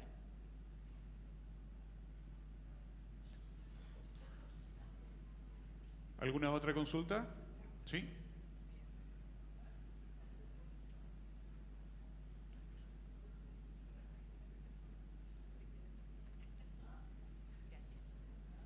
Daniela, primero agradecerte, ¿cierto? Lo otro, en relación a lo que tú has planteado, lo que estabas comentando recién, me hace mucho sentido con el tema de comportamiento y desarrollo organizacional. Lo pasamos a veces como asignatura, pero no lo incorporamos a veces en nuestro quehacer como instituciones. Porque efectivamente estamos hablando de intervenciones, de generar grupos, o sea, me hace mucho sentido incluso con las intervenciones de DO, ¿cierto? Entonces, ¿de qué manera nos hacemos cargo con darle también la mirada a las universidades, y quizás por ahí va el desafío, respecto de esto que nosotros estamos tratando de transferir a los chicos, hacerlo de forma práctica? Somos una organización, tenemos un tipo de cultura que nos distingue de otras y tenemos que trabajar al respecto. Entonces, lo que tú estás comentando me hace sentido con esa vía que quizás nos ha faltado esta interrelación y sociabilizar de esa manera. No sé si va por ese lado o no, porque me hace mucho sentido lo que tú estás hablando con esa área de la organización. ¿Tú dices cómo traspasar la parte más práctica, como a la práctica? Cómo nosotros llevar a cabo eso con nuestros alumnos, porque son parte de la organización. Y de hecho, como dicen en las películas de monitos, nos superan, ¿cierto? Son muchos más que nosotros. Pero estamos con esa actitud antigua, totalmente vertical, ¿cierto? Jerarquizada, en que no los incorporamos en nuestro quehacer, también con lo que tú estás mostrando acá. Y si queremos integrarlo y hacer estas intervenciones, tú casi nombras grupos T, ¿cierto? Mecanismos en que ellos nos colaboren, ¿cierto? Para esta intervención. Bueno, yo creo que ahí sí, totalmente. O sea, yo creo que esto es el entender la verticalidad en estas intervenciones es, la verdad es que yo creo que va más al fracaso que al éxito, ¿ya? Acá es un trabajo, yo lo planteo siempre como un trabajo en conjunto con los estudiantes, ¿ya? En donde nosotros ya aprendemos de ellos y ellos aprenden de nosotros.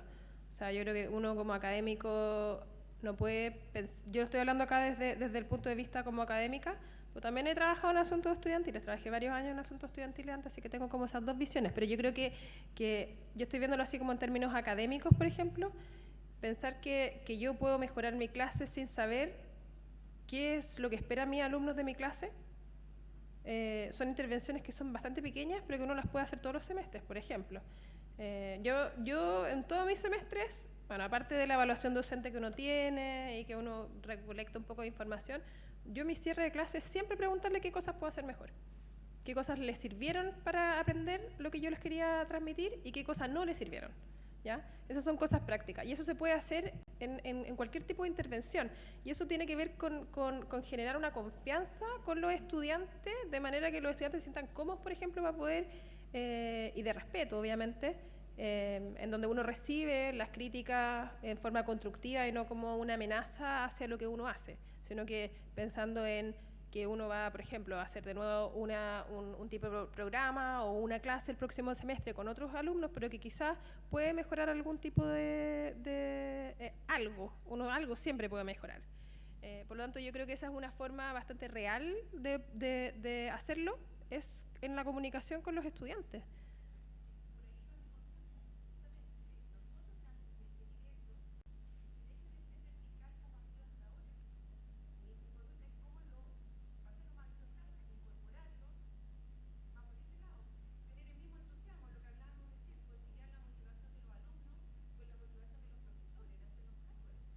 Sí.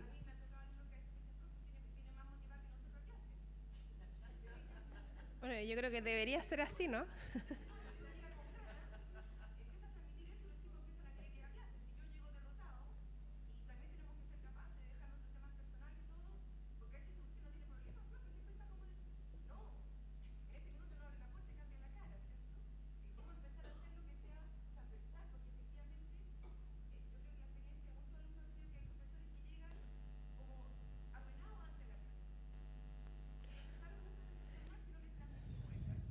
Bueno, yo creo que eso también quizás tiene que ver con un cambio cultural en las instituciones, de tratar de generar un buen clima, ¿ya? Y también claro, de hacer lo mismo que tú dices. Yo trabajo en una facultad de educación donde, de hecho, me pasa eso, exactamente lo que dices tú. Yo llego más motivada muchas veces que mis estudiantes, pero llego más motivada porque me encanta hacer clases.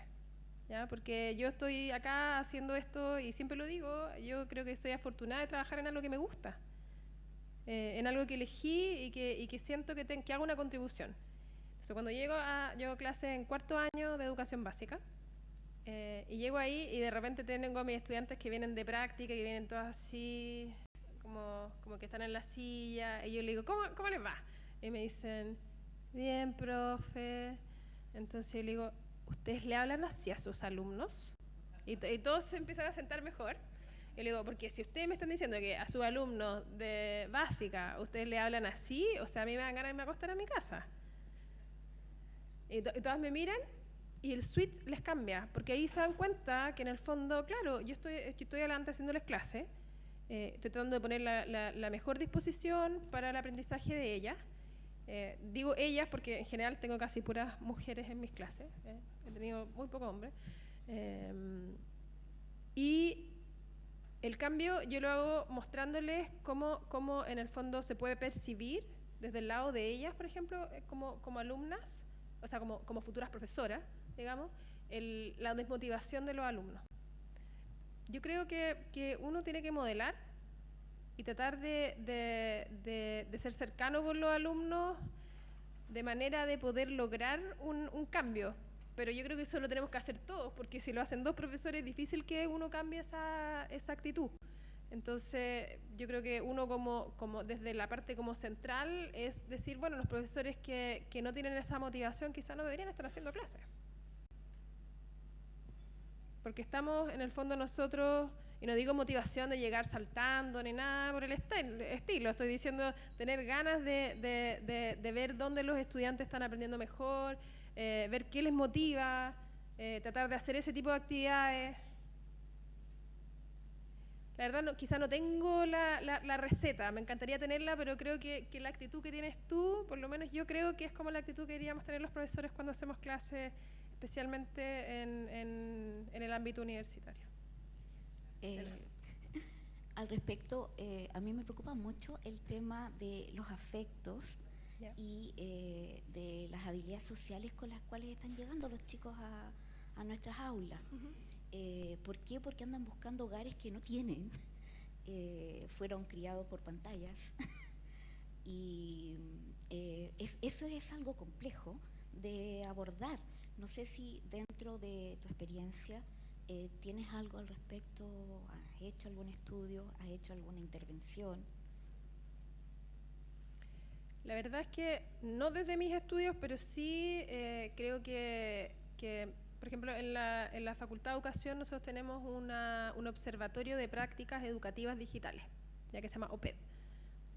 Y lo que ha venido haciendo el OPED el último tiempo es no de utilizar la tecnología, por ejemplo, como yo ocupé ahora el Mentimeter como una intervención, por ejemplo, en un contexto como el que tenemos hoy en día, sino que cómo utilizamos la tecnología transversalmente en todos nuestros cursos, ¿ya?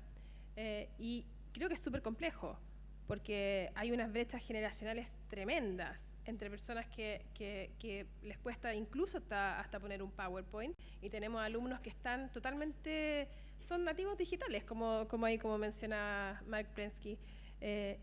Por lo tanto, creo que todavía es un desafío, ¿ya? Creo que es un desafío, pero no podemos hacernos que esto no existe, que la tecnología está y que nosotros vamos a pensar que nuestros estudiantes no van a estar mirando WhatsApp mientras están en nuestras clases.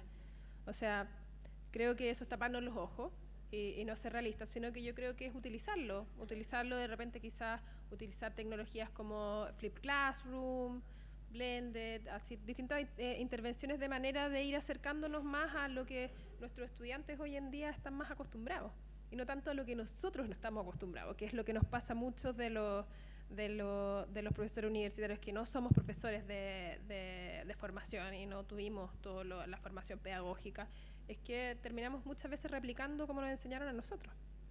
Y hoy en día, claramente, creo que hay un avance en Chile y en eso tenemos muchos diplomados en docencia universitaria que nos enseñan a hacer nuevas intervenciones para estar un poco más al día en ese sentido, pero si no, yo creo que uno tiene que buscar cómo hacerlo, de manera de poder hacer un cambio en nuestras clases. Y también, y eso impacta en el aprendizaje de nuestros estudiantes, que sienten que en realidad le están enseñando algo que se sienten más conectados. Eso. Bien, damas y caballeros, vamos a hacer una pausa, porque se lo merece la profesora Daniela, ¿verdad? Y también ustedes. Gracias. Agradecido por su presentación. Desde ya los invitamos a que pasen al pasillo central para disfrutar de un coffee break. 20 minutos, por favor. El tiempo reglamentario es 20 minutos para luego continuar con esta segunda jornada final de nuestro seminario.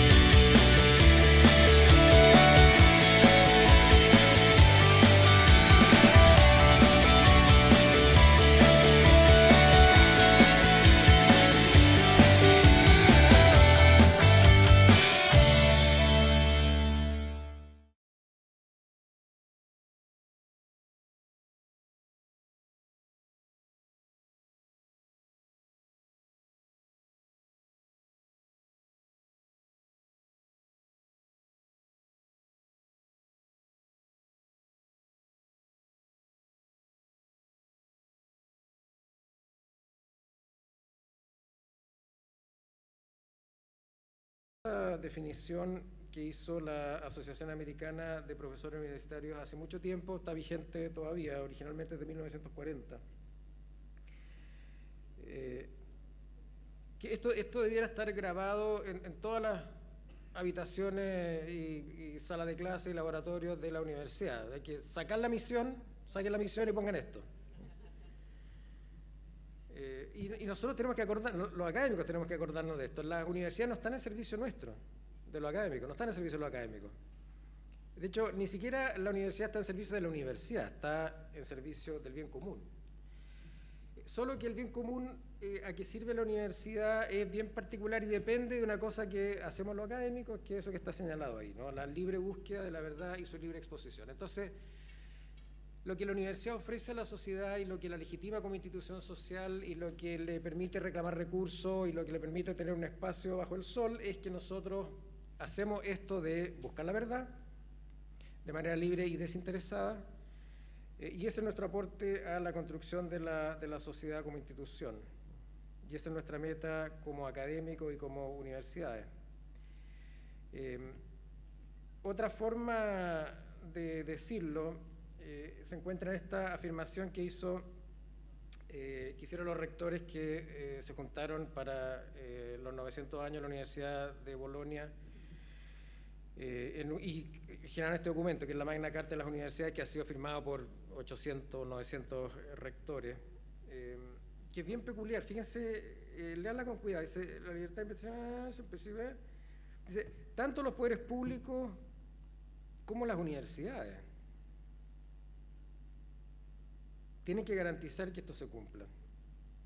O sea, la libertad académica, que es libertad de investigación, de enseñanza, de formación, que es el principio básico, compromete tanto a los poderes públicos como a la universidad en su cumplimiento. No se está dando por garantizado que la universidad, librada a sus propios arbitrios, sea un espacio donde la libertad académica se desarrolle. Digo, esto es importante porque en general se tiende a ver que la libertad académica está amenazada siempre desde fuera. Está amenazada por el poder político, está amenazada por el mercado. Bueno, no, también puede estar amenazada desde dentro por la propia universidad. Entonces, mantengamos esto en mente a medida que avanzo en la exposición sobre el tema de esto de la propiedad. Voy a partir un poco al revés porque hace mejor sentido, van a ver ustedes en el desarrollo del argumento.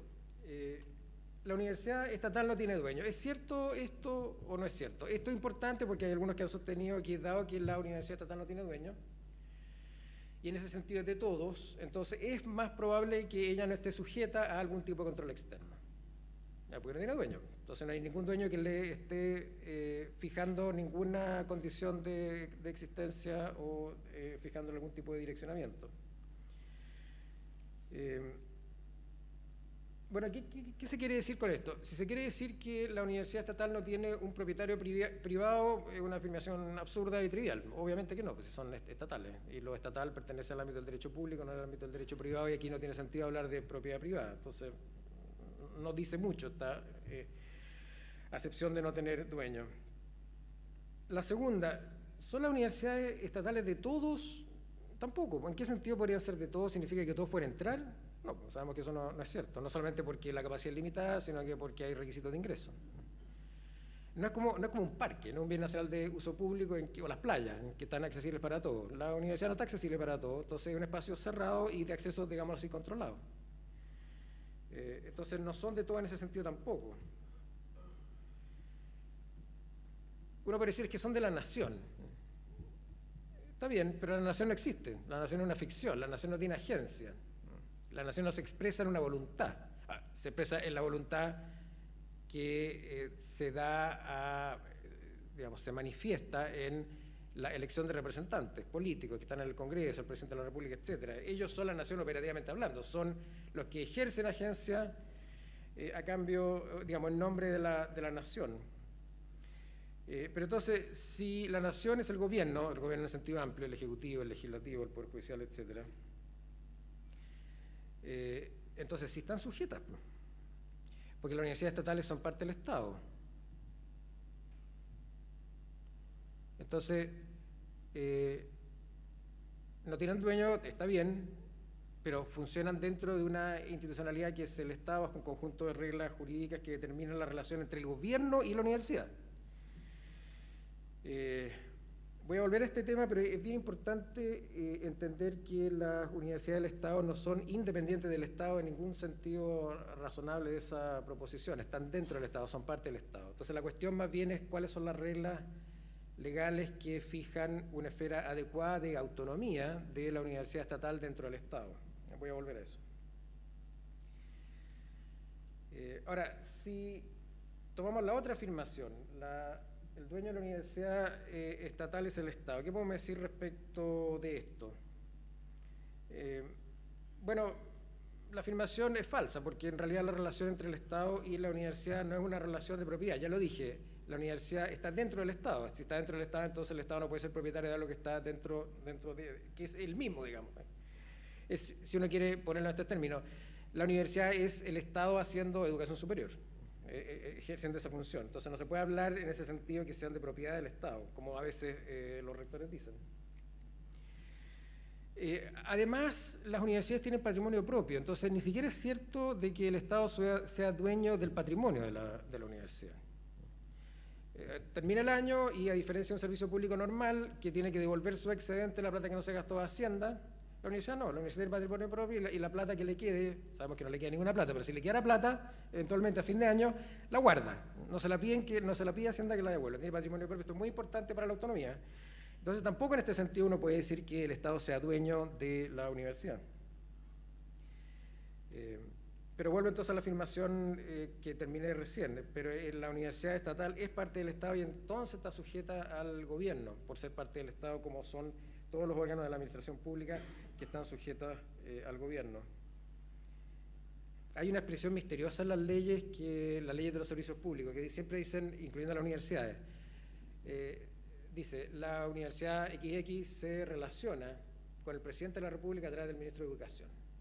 De esto estamos hablando. Esa relación, que en el origen era una relación jerárquica, cuando se creó la Universidad de Chile, el Estatuto de 1842, el presidente de la República nombraba al rector, nombraba a todos los profesores, y de ahí viene esto de que el presidente de la República es el patrón de la Universidad de Chile. Viene de esa figura. Ahora, claro, la Universidad de Chile tiene autonomía, la Universidad Estatal tiene autonomía respecto al gobierno, pero originalmente estaba la universidad dentro del Estado y era un servicio público más, igual como si fuera un ministerio. Ya no, como vamos a decir. Vamos ahora al mundo de las universidades privadas, porque aquí también hay una falta de comprensión de una institución que es bien importante en el derecho privado, porque las universidades privadas no son de sus dueños. Y esto está en el Código Civil desde que se escribió originalmente. De hecho, esto está en el derecho romano, hace 2000 años que sabemos que las corporaciones y fundaciones son asociaciones civiles sin fin de lucro. Es lo opuesto de la propiedad privada, en el sentido de que cuando se crea una corporación o fundación, los fundadores, los asociados de la asociación, los fundadores de la fundación, entregan un patrimonio, se desprenden de un patrimonio y ese patrimonio es administrado para los fines de la corporación. Y lo que está en el patrimonio de la corporación o fundación no está en el patrimonio de los administradores o asociados. Y por eso es que estas asociaciones se llaman de beneficencia pública. Otra cosa distinta es que esta regla no se cumpla y que hayan universidades sin fines de lucro que son con fines de lucro. Eso obedece a otro problema, que es el siguiente, que yo descubrí cuando trabajaba más en estos temas, que todavía mi formación original de abogado me sirve para algunas cosas, como por ejemplo, me puse a investigar esto, qué es lo que se ha escrito en la doctrina jurídica chilena sobre corporaciones y fundaciones, y es muy poco. Entonces le pregunté a mis colegas, profesores de Derecho Civil, por qué no se estudian las corporaciones y fundaciones del Derecho Civil. Porque las corporaciones y fundaciones no tienen plata. Entonces, si uno se va a dedicar a estos temas y es abogado corporativo, se dedica al estudio de la sociedad anónima, donde sí hay plata. Pero aquí, Coanil o Coaniquem no es un cliente demasiado satisfactorio para la práctica profesional del abogado. Entonces, se ha estudiado poco y se ha regulado poco, y las corporaciones y fundaciones viven en realidad, todas las universitarias con la ley de 2018 no, pero viven básicamente en el descampado jurídico y en la completa, absoluta falta de regulación. Entonces, pero la naturaleza, independientemente de la práctica, la naturaleza de la institución es una de beneficencia pública. Entonces, cuando se dice que la relación del dueño, que la palabra en realidad está mal ocupada, del dueño, el controlador, el fundador de la universidad con la universidad, una de propiedad, es no entender nada de lo que es una corporación de beneficencia pública.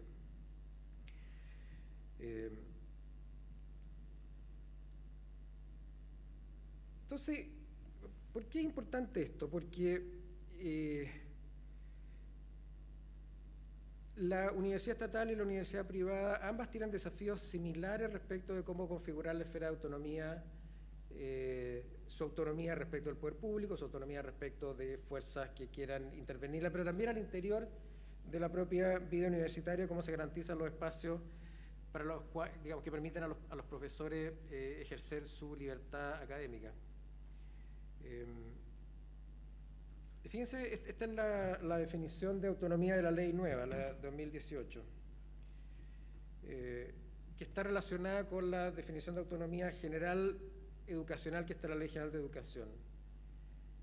Potestad para determinar y conducir sus fines y proyectos institucionales, la dimensión académica y económica administrativa, dentro del marco establecido por la Constitución y la ley. Debe ser independiente y limitación a la libertad académica y de cátedra en el marco de cada proyecto educativo, orientado al cumplimiento de los fines y más principios de la educación superior, buscando la consecución del bien común y el desarrollo del país y sus regiones. No es una mala definición, sobre todo por la última parte, que de lo que se trata es trascender. La investigación y la enseñanza es para el bien común y el desarrollo del país y sus regiones. Esa es la autonomía en general.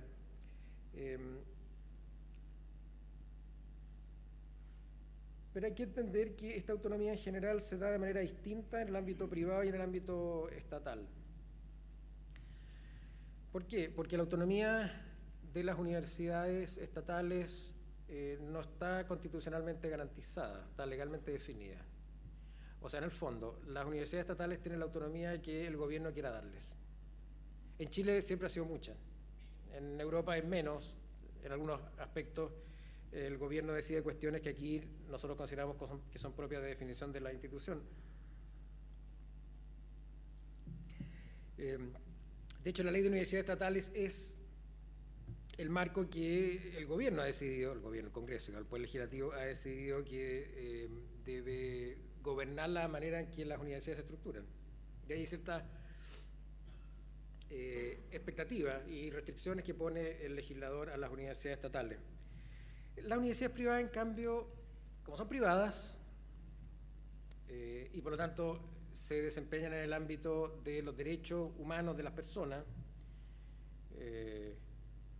tienen protección constitucional. La protección constitucional que está dada por la autonomía general de los cuerpos intermedios, la libertad de enseñanza y la libertad de asociación. Entonces el Estado no puede hacer lo que quiera con las universidades privadas.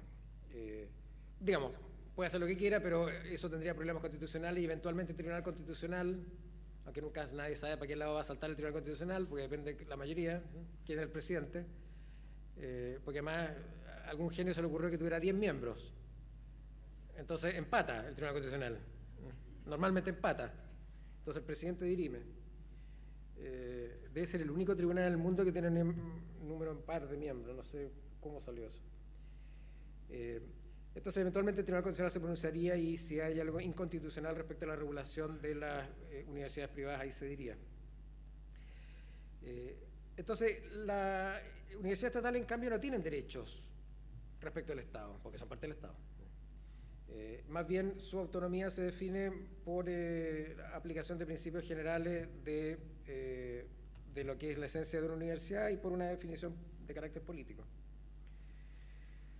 Y esto tiene ciertas consecuencias porque en la nueva ley la autonomía de las universidades del Estado tiene unos pies de página.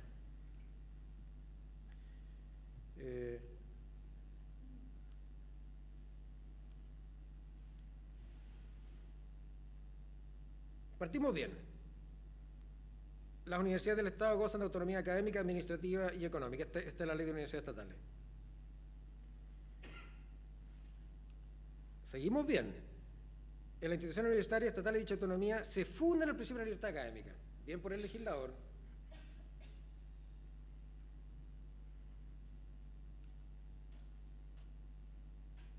Después habla de la autonomía administrativa.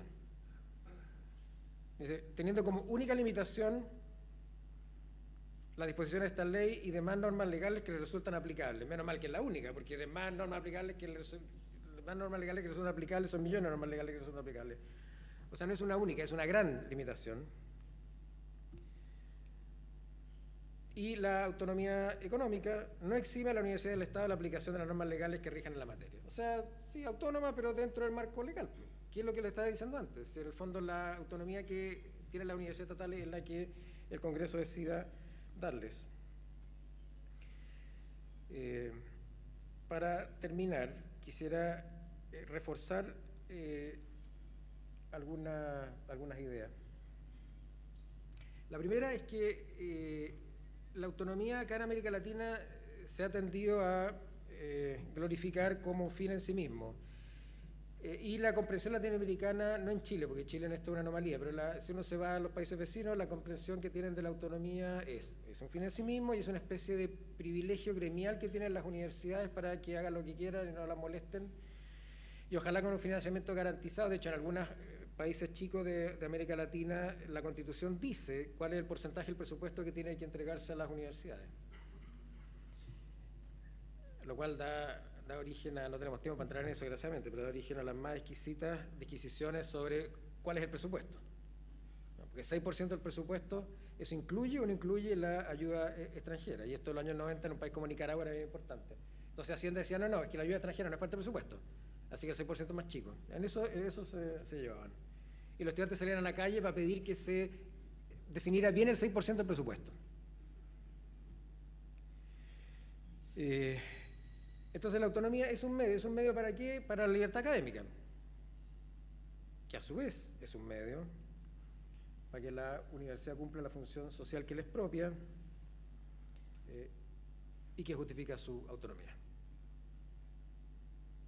No puedo seguir por razones de tiempo, así que hasta aquí nomás llegamos. Muchas gracias.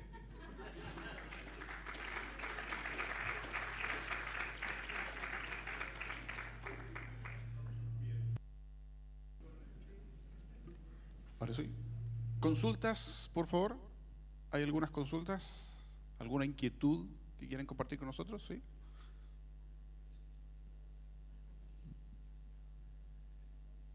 Andrés, muchas gracias. Algo insinuaste al comienzo respecto de lo público. Después de toda esta reflexión, ¿cuál es la conclusión en cuanto a lo público de la universidad estatal y lo público de la universidad privada?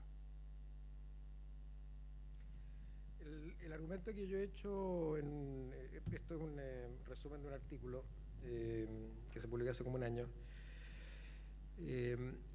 es que independientemente de cómo se defina lo público de la universidad, y hay un montón de distintas definiciones dando vuelta, aquella que hace depender lo público del carácter estatal es una definición inválida.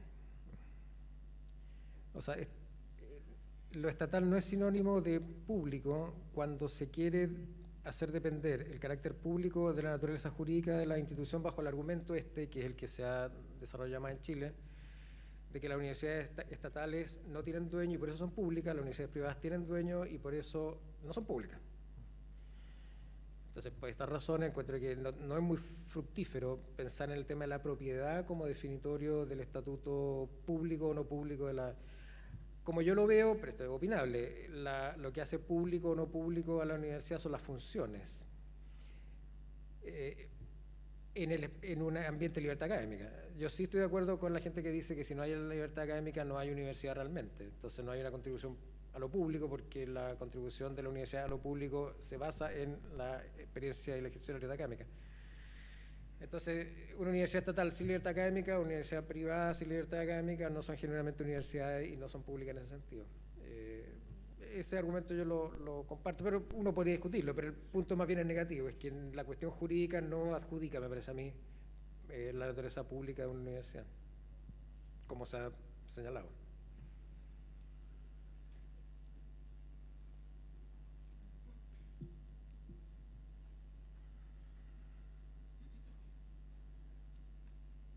¿Alguna otra consulta? ¿Inquietud? Sí.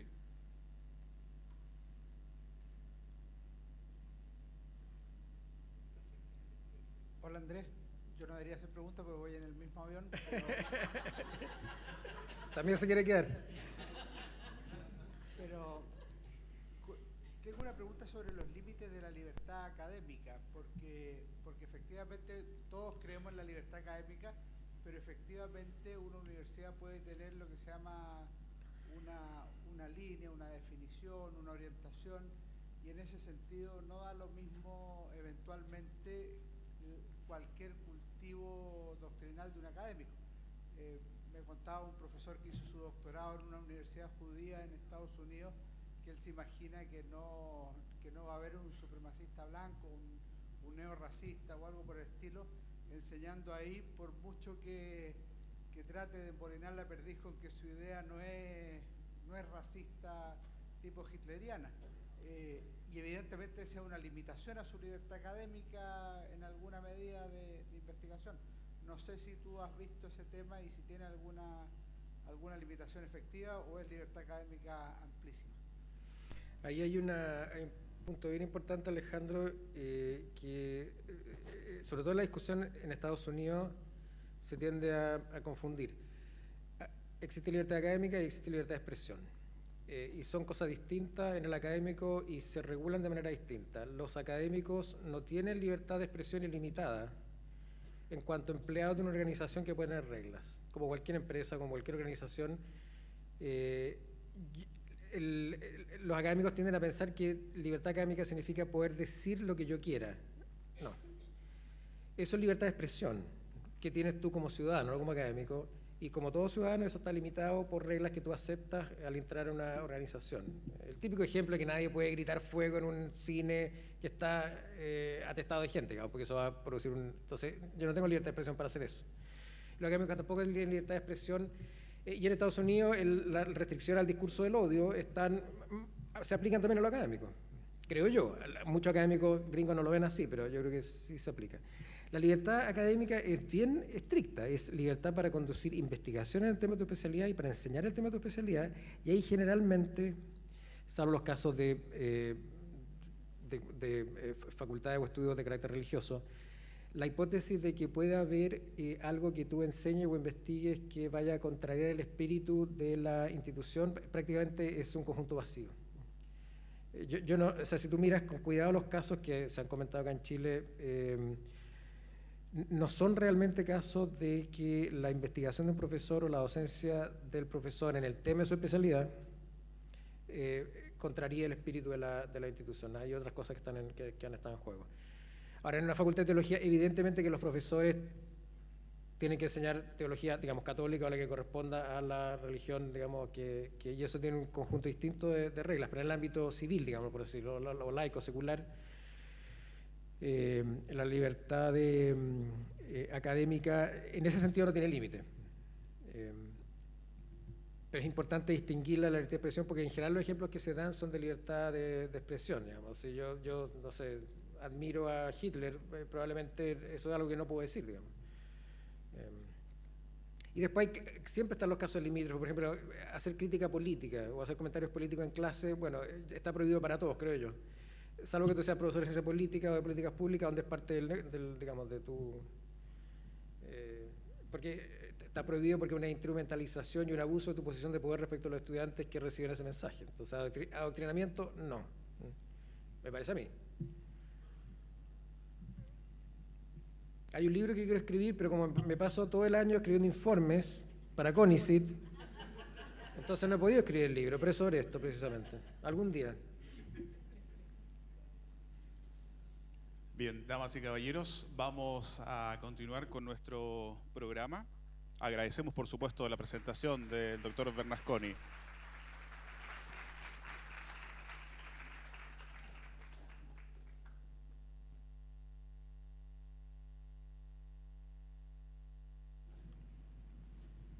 Bien, la Universidad de Tarapacá desea testimoniar su agradecimiento a nuestros distinguidos expositores a través de la entrega de un presente.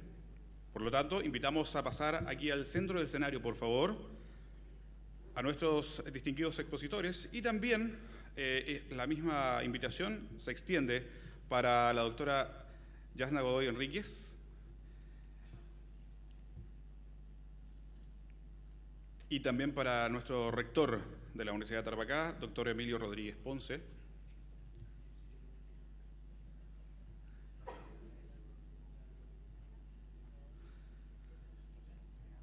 Invitamos entonces también a nuestros expositores. En primer término, la doctora Belis, recibiendo de parte de la doctora,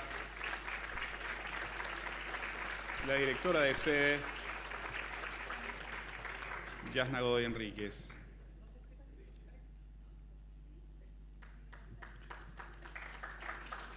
Continúa entonces la entrega por parte del rector, don Emilio Rodríguez, a don José Joaquín Brunner. Gracias por estar aquí, compartir con nosotros sus experiencias. Continuamos. En esta oportunidad, la directora general de sede Iquique, doña Yasna Godoy, entrega entonces su reconocimiento también a nuestro expositor, como es el señor San Francisco, don Alejandro.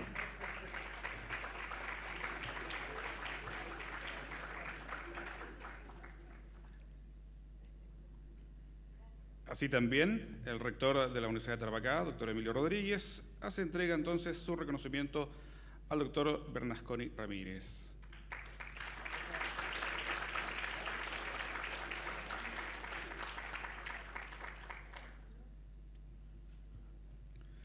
Bueno, yo creo que la audiencia podría darle un caluroso aplauso, ¿verdad?, a nuestros expositores. De verdad, de lujo para este seminario Desafíos de la Educación Superior Chilena.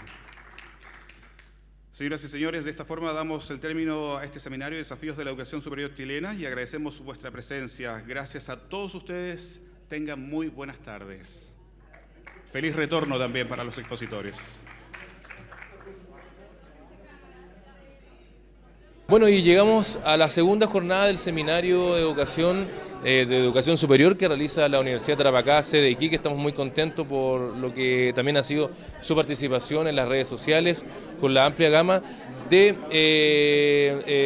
personas que han visto nuestra transmisión y han visto también este desarrollo de este seminario que ha estado realizándose aquí en el Hotel Hilton Garden. Y por ello estamos con una que recién salió ahí en vivo, que nos entregó un poquito más de la visión de lo que es la educación de estos tiempos, en realidad. Quiero saludar a Daniela Belis Calderón. Ella, bueno, tiene muchos títulos, pero es directora de Desarrollo Académico de la Facultad de Educación de la Pontificia Universidad Católica de Chile. Daniela, gracias por estar con nosotros y, por supuesto, por participar de este seminario. ¿Cómo estás? Muy bien, gracias. Gracias a usted por invitarme. ¿Cómo te sentiste hoy día específicamente con lo que contaste, especialmente referido al tema de cómo cambia la educación? Cómo los jóvenes, en este caso tú hablabas de los millennials y de varias otras acepciones que se le han dado a estas generaciones. ¿Cómo eso repercute obviamente en el desarrollo universitario de esta casa de estudio o de las casas de estudios de Chile? Bueno, yo creo que entender cómo han cambiado nuestros estudiantes es una responsabilidad que tenemos. No podemos seguir haciendo las mismas intervenciones con estudiantes distintos, sino que tenemos que adecuarnos a lo que los estudiantes nos están hoy día desafiando. Por lo tanto, entender quiénes son nuestros estudiantes me parece fundamental y el primer paso que tenemos que hacer para poder darles una buena educación y un buen paso por las instituciones de educación superior. Tú hablabas de que a ti te encantaba hacer clases, eres una persona joven, pero ¿qué pasa con esos profesores? Que estamos hablando de profesores, por ejemplo, los profesores normalistas, profesores que a lo mejor también se han después dedicado a la educación superior. ¿Cómo cambiar el switch también de los profesores respecto a estos nuevos alumnos que vienen con otras inquietudes, que vienen con otras características que son muy diferentes a los alumnos de los años 70, 80? Bueno, eso yo lo digo siempre a mis alumnos. Ya yo hago clase en la Facultad de Educación de la Universidad Católica y yo siempre le digo, el ser profesor es una profesión en donde uno tiene que ir capacitándose e ir aprendiendo todo el tiempo. Por lo tanto, uno no es que pasó por la universidad y se olvidó y siguió haciendo eso por 30 o 40 años. Yo creo que ahí hay una responsabilidad de nosotros de ir poniéndonos al día a las necesidades y a los tipos de estudiantes que estamos recibiendo. Yo creo que es una responsabilidad profesional que tenemos. ¿Primera vez en Iquique o ya habías venido? No, primera vez. ¿En serio? ¿Qué te pareció la ciudad? Me encantó, es preciosa, sí. ¿Hasta cuándo estás acá? Hasta ahora, una hora más. Termino la otra presentación y me vuelvo a Santiago. Bueno, quiero agradecerte y por supuesto agradecer también a la gente que estuvo con nosotros hoy día conectado a esta gran transmisión que hicimos desde aquí, desde el Hotel Hilton Garden también para la Universidad de Tarapacá, sede Iquique. Nos vemos. Muchas gracias por invitarme. Gracias. Muy bien, y nosotros vamos a seguir en conversaciones. Vamos a estar con otro invitado, con otro expositor que hoy día está con nosotros también aquí en este seminario de educación superior aquí en la Universidad de Tarapacá, sede Iquique. ¿Usted me avisa, joven? Bueno, y estamos ya, ayer se nos escapó, pero hoy día lo pillamos, don José Joaquín Brunner. Él habló ayer del futuro de la gobernanza de la educación superior en Chile y también es director de la Cátedra UNESCO de Políticas Comparadas de Educación Superior, Facultad de Educación, Universidad Diego Portales. Disculpe, Calía, porque es un título muy largo. No hay problema. Cuéntanos un poquito primero, usted ha venido muchas veces a Iquique, ¿qué le parece que se haga esta actividad en regiones? Bueno, me parece que es parte de lo que uno esperaría que esté ocurriendo, que cada vez más las regiones, particularmente todas aquellas donde hay una actividad universitaria interesante, estén organizando reflexión sobre los problemas de la educación superior propios de su región, que obviamente influyen los problemas nacionales y los problemas globales, influyen en cada una de nuestras regiones, pero de maneras distintas. Entonces, el hecho de que aquí en el norte ahora haya una actividad que yo veo por las invitaciones muy frecuente, con buena participación de académicos y de profesionales de la zona, en que se estén discutiendo los principales temas de la educación superior aplicados a las universidades de la propia ciudad o de la región, me parece muy positivo. Bueno, usted ayer habló, bueno, como todos los expositores, han hablado sobre la diferencia que hay en la educación antigua con la educación contemporánea, y eso ha ido cambiando un poco porque las generaciones está mucho más cambiada y también nosotros somos parte. Hoy día recién lo hablaba la profesora, decía, bueno, ahora ya hay generaciones, se le ha tipificado a diferentes clases o tipos de generaciones, cómo son y cómo van a actuar. Eso también está cambiando los profesores específicamente. ¿Qué cree usted? Bueno, también cambia, y obviamente que los profesores más jóvenes que recién, por ejemplo, están regresando del extranjero con sus doctorados, etcétera, tienen una visión y redes más bien internacionales que uno nota de inmediato. Han tenido una experiencia muy fuerte fuera, pero tampoco hay que exagerar, digamos. O sea, la educación concentrada en una sala de clase, use o no use las últimas tecnologías, sigue teniendo una estructura que viene, para el caso de las universidades, desde el siglo XI. Y si hoy día, digamos, uno va a Salamanca, que tuvo tanta influencia en América Latina, y mira la sala donde Fray Luis de León hizo su famosa clase cuando después de estar preso dijo, como decíamos ayer, después de haberse pasado varios años en la cárcel, uno dice, bueno, pero yo reconozco esta sala, aunque no tiene aunque nadie acaba de tenía un PowerPoint, pero la estructura central de comunicaciones que era la clase efectivamente existía. Entonces es probable que vamos a tener que cambiar muchas cosas, pero también es muy probable que la estructura clase con el tipo de interacciones que allí ocurren puede ser que sea menos intensa, puede ser que no sea en jornada completa como es ahora, pero va a tener su lugar en la educación del futuro, no hay que equivocarse en eso. O sea, la forma sigue siempre la misma, pero el medio va a ir cambiando. Los medios, pueden ir cambiando, como digo, las tecnologías que se usan, pero el hecho de que haya una generación que ya ha acumulado un conocimiento, que busca transmitirlo, eso es algo esencial en la educación y no hay que renunciar. A veces uno tiene la impresión de que incluso llegamos a pensar de que en realidad tenemos que venir a aprender de los estudiantes. No es así, hay que respetar al estudiante, el estudiante tiene sus propias experiencias, pero eso siempre ha sido así, con telefonía móvil o sin telefonía móvil, es así, digamos, hay un problema de cómo se transmite entre generaciones y eso viene ocurriendo, bueno, desde el origen de la humanidad. ¿Cuánto se va a Santiago? Me voy mañana a Santiago. O sea, hoy día disfruta aquí hoy día disfruto primero del seminario, que todavía nos queda una interesante intervención de Andrés Bernasconi, y luego de la ciudad esta tarde. Muy bien, que le vaya muy bien, muchas gracias. Y lo pillamos ya por fin, que le vaya muy bien. ¿Ah? Hasta luego. Chao, chao. Bueno, y con José Joaquín Brunner, destacado expositor en el día de ayer. Bueno, usted ya vio lo que fue la última ponencia, nosotros nos despedimos. Fue una transmisión en vivo, en directo, que hacemos por la página de la Universidad de Tarapacá, sede Iquique, y por supuesto Nautilus Producción, agradecer a Ítalo Araya, las cámaras, y por supuesto que le habló René Nova, periodista. Fue una transmisión en vivo, en directo, que hicimos desde acá, desde el Hotel Hilton Garden. Nos vemos y será hasta la próxima.